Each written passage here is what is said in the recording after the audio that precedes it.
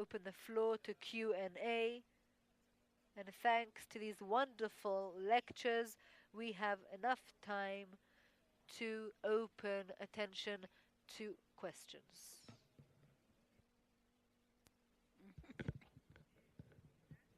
My name is Einat. Anat. I work in the Center for Educational Technology, and I would like to say something about the climate that you have just described. What is the place of technology? Because if I look at all the seven standards, I can think about how technology can be contained in it, whether it has to do with the way in which you implement the lesson, sorry, or the platform of communication between the parents, teachers, and students, and even saving resources to school, if and giving responses to special needs children, etc. We are going to take two or three questions, and then we are going to go over to the answers. Oh, to Ruth. First of all, I'm really fascinating from the ending of the lecture with those poems. As far as the studies are concerned, you concentrated on qualitative, excellent studies. I think that in the context of climate, you should have also completed the picture with quantitative studies that can give you a lot of insights. A second remark is vis-a-vis the term or concept climate, where you check the perceptions of the students. Maybe the school culture, this term would complement the perceptions not only of the students, and it's very important to see that as well. And one a really subversive comment that came into my mind. To compensate for the background of the students, it gave me a bad feeling. Maybe we should compensate for the way in which teachers might relate to children from such a background, and that's what has to be compensated for. And so, a teacher that works with the parents directs his or her activities toward this goal. My name is Yossi Shavit. I would also want to ask a methodological question, Ruth. One of the frustrations of people who work in this domain is that usually the reports on the independent variables as well, um, well, it's taken from the same informants. To a large extent, they are based on the reports of students or pupils, but sometimes on the reports of teachers or principals who have interest in it. For example, in the teams data, you see the opposite a connection between the school climate, and academic achievements. And the methodological dilemma is a very difficult one. Some have decided that we have to base our studies on observational data. Have you tried to, and all of us are aware of this problematics, have you tried to find out if there is a systematic a difference between those two different types of reporting, the reporting of students or teachers, and the reporting that is independent, so to speak? Okay, so I'll answer these two questions. As far as technology is concerned, it's not a standard, but it's at the background. We do deal a lot with the social media, and I would like to say that we have a lot of dilemmas to cope with. For example, in terms of the communication between the students and the teachers, WhatsApp, Facebook, etc. As for the gaps, one of the one of the variables we are looking at is the gap between what the teachers and principals say about the climate and what the students say about it. And the more we can reduce this gap, we know that it works. So this is a variable that we do look at. So I'll treat first of all the first comment. I would like to say that our study includes case studies as well, and there were not many of them, but whatever we found to be fit, we did use.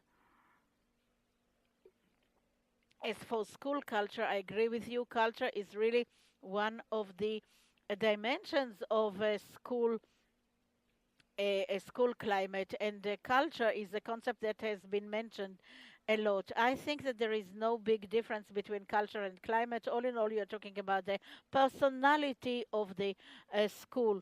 That is at least what we have talked about. As for the compensation, I think that we see it in the same way, but compensation is a statistical connection, and that is why we decided to use this word compensation that expresses some sort of a statistical connection. You did mention the point that maybe the teachers are biased towards children that come from various backgrounds or ethnic origins, and there are some studies that have been done about that, and it should be researched, it should be intervened with, and I think that it can be affected by the climate school.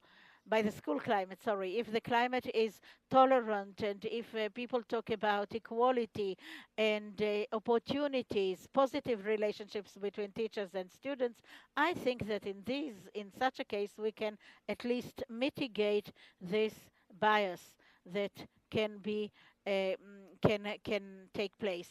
As for your question, Yossi, you have talked about the reports, to what extent the reports of the staff of the principal are credible. I would like, or reliable. I would like to say that the reports of the teachers can be relied on. They can really be reliable, and you can learn from them in a very significant way about what's happening inside the school. And we know the teachers reported even on things that were not very comfortable for them, if they were humiliated or felt uncomfortable in violent cases, for example. And there is this question of the reliability of the executive or sorry, principals' reports, and we can understand this difficulty, the problematics of this reporting. In our review, there is a small number of studies that were based on observation. Observation is much more frequent when you research early childhood, and less so if it's the school age children. But I think that this is a very interesting point. We should really try to find to what extent the observation findings are coincide with the findings from questionnaires. He mentioned the fact that it's the same informant that gives both the dependent and the independent variables, and it's very problematic. Are there studies in which the climate is examined from different perspective, but the achievements from by a third factor? I can say that what we did in Israel, based on the data of the Meitzav test, we checked also the connections between the climate and achievements, based on the reports of the students and of the principals and teachers, and the findings of the achievements from the Meitzav tests. Okay, we have some time for two questions. We'll start here. First of all, thank you very much for the presentation, for the responses, and I take the opportunity of having here Ruth, Hannah, and Hagit to ask about something that has to do with this lecture. You talked about the class climate or the classroom climate. It's much more difficult to research, and there are only very few studies on it. But even within a school that where the principal is not an expert on PR, teachers make the difference. And in some classrooms, there is a climate that is really the corner that Admiel Kosman has been looking for. In some classrooms, it looks differently. What do you do about that? And within the collection of the data in Israel, is it a level of observation that is possible?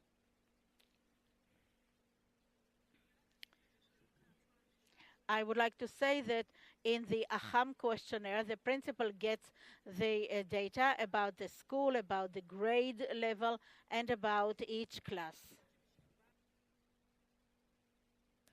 Perhaps there's a different program that needs to be done depending on the variables in the data. So you should really build a program according to the different data accumulated by the school.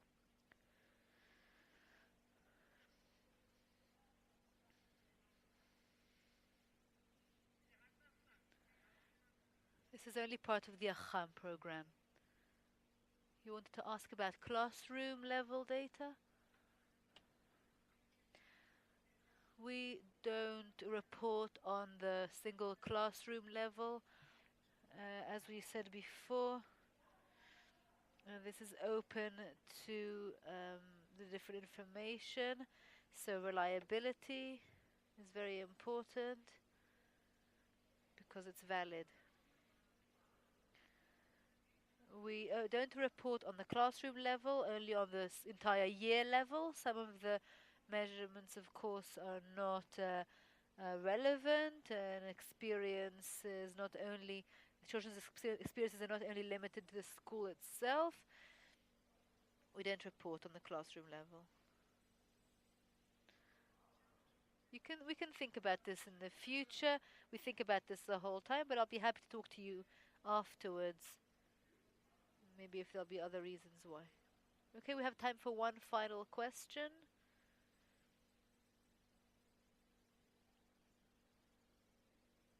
Thank you very much. I'm from Mechon Sol. You opened the session up by saying that it's optimistic, it has hope, perhaps climate is something that can bring about a greater equality, and it was very convincing. But what I want to ask is, do parents who are the climate agents, are they aware of the importance of this? And if so, to what extent, how, if at all, are they trained to do so? Because Hannah, you talked about people coming in from outside and giving training within the school. But in teacher training, are they talking about this significantly? Well, training, we believe in training within school. In the process of the team, they are also building the training for teachers, and we're trying to distinguish between whether, I mean, when you develop a program together, that's part of the training. It's not as if there's a program and now creatively it is passed on to the school. The actual process of developing the program and working with the teachers on the program, that's part of the training. So, what I wanted to say is that we also want to have a certain move, a step that doesn't have to do with the program, doesn't have to do with the school, but talks about the teachers themselves. And this is a process that we're developing within the pedagogical center. We want teachers to work on themselves, to boost themselves, enhance themselves, strengthen themselves. We think that will help the students ultimately more than any other program. I don't know if I was clear enough, said the speaker, but within the development process of the program within the school, that's also an internal training program, an internal training process, because the teachers are part of the development of the program. So they undergo these processes within the school, and in addition, we are doing something bigger that is we don't have today yet, where we see the population of the teachers as a population that we need to work on the well-being of. We're starting with a pilot program.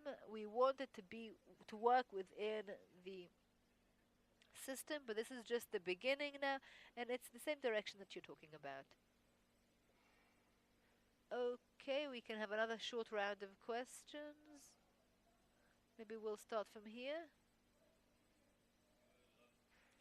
Yoel Rapp from the Evaluation Authority. I see that the discourse in the Ministry of Education and perhaps outside it, we see only the perspective of academic achievements as the dependent variable and the climate as a variable that's supposed to moderate or soften or help improve the academic achievements.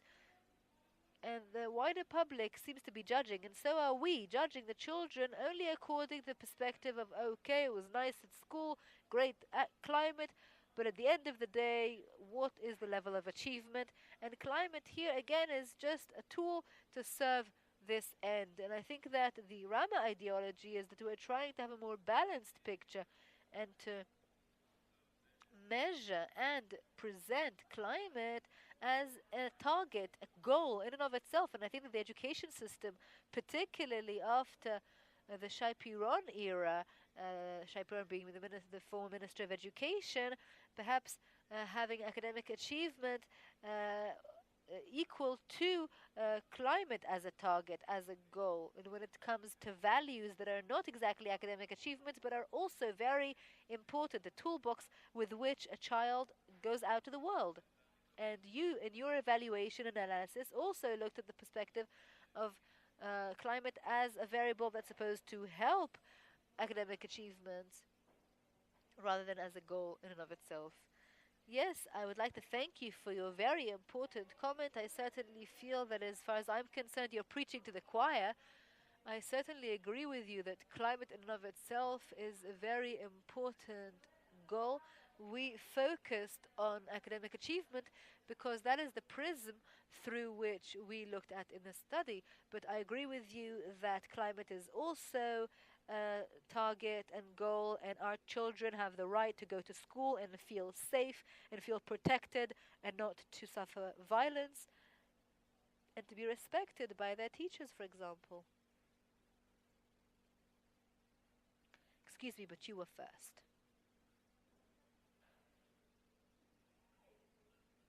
Tzafrir Goldberg from Haifa University. A question that arises from Nahum's publication on the positive aspects of the system, publication from several years ago, and he said that Israeli schools are leading in the self-evaluation of the climate changes versus the low academic achievements. And I'm asking this, I mean, is this the success of work on academic achievements? I think that expectations need to be realistic and slightly higher. And if they have nothing to do with reality, if they're completely disconnected, then that is not a positive outcome. I think that there needs to be a high level of aspiration. That's what psychology says. You need expectations or aspiration to be higher, but also to communicate with reality, because if it's disconnected, then these people are disconnected, and that's not good. But we do need to have a feeling of I can do better, I am able to do better, yes. Final question? A short question. It's even a bit rude. I apologize. When we think about it again, what you said is quite trivial. It's quite obvious. But my question is quantitative as an economist. Can you quantify this? Because that has implications on budgeting in terms of the school's perspective as well. You said there was a positive correlation. That's good. Ruth began with her lecture as well, saying this. But can you quantify it? Can you talk about the quality of the relationship, the nature of the relationship, the quantities required? Do you need certain more classes to be given?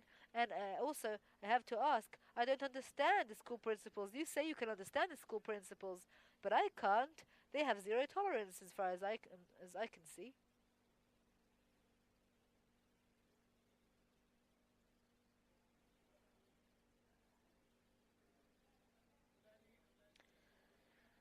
Perhaps because I am responsible for time, I'm with you now. I'm with you. I'm quantifying the time you're giving me.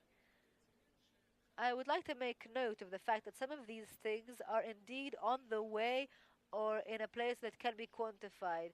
For instance, in Ruth's work, we could show a link between certain intensities of climate and differences in academic achievements given the academic background and say what this is worth. As for how we can get to what this is worth, well, that these are aspects that we need to continue researching, and therefore the work that is being done by the psychological counseling service also needs to be